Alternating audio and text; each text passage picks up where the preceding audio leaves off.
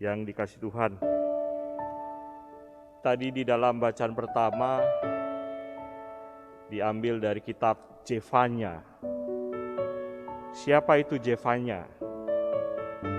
Dalam bahasa Ibrani, Zefanya itu artinya Tuhan yang terselubung, Tuhan yang tersembunyi. Zefanya hidup di zaman pemerintahan Raja Yosia, Raja Yehuda, sekitar tahun 641 sampai 610 sebelum Masehi. Dan dia adalah nabi kecil ke-9 dan hidup sejaman dengan Nabi Yeremia. Pewartaan yang utama, ia mengingatkan para pembesar dan pemimpin keagamaan di Yerusalem bahwa Tuhan akan datang. Tuhan akan datang menghakimi, tetapi juga sekaligus Tuhan akan datang untuk menyelamatkan.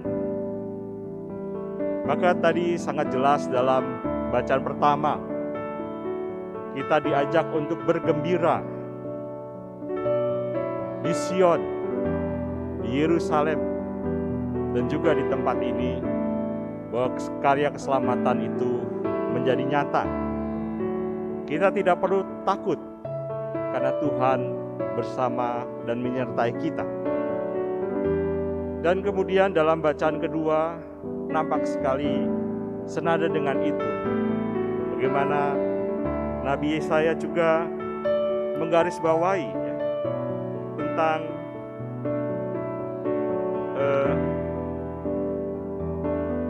Paulus menggarisbawahi tentang bersukacita, bergembira terhadap jemaat di Filipi.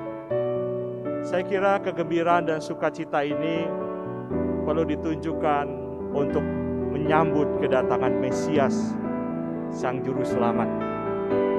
Mesias akan datang, maka sewajarnya kita bergembira.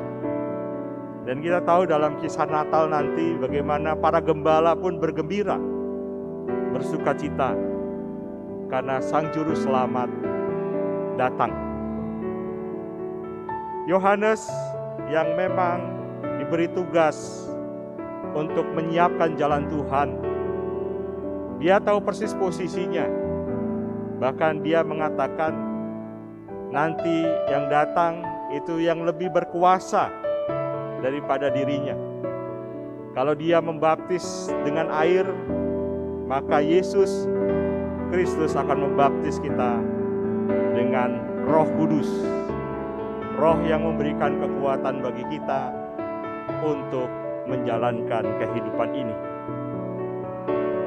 Bahkan salah satu poin penting dalam teks kitab suci, Yesus pernah mengatakan, ketuklah, pintu akan dibukakan. Mintalah, maka engkau akan diberi. Dan apa yang diminta? Mintalah Roh Kudus. Dan Tuhan memberikan Roh Kudus kepada siapapun yang percaya dan memintanya.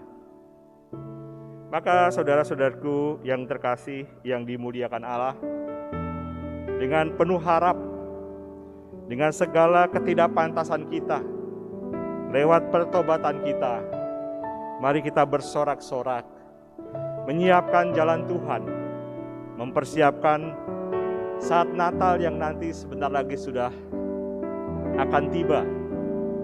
Kita sudah memasuki minggu ketiga Advent, sebentar lagi Natal akan tiba. Maka kita perlu menyiapkan hati dan budi kita, supaya apa? Supaya kita semakin siap menerima Tuhan di dalam hidup ini. Mengapa dibutuhkan kesiapan? Mengapa kita perlu bersukacita? Bapak, Ibu, saudara-saudari yang dikasihi Tuhan, hidup kita di dunia ini hanyalah sementara, tidak lama dan tidak abadi.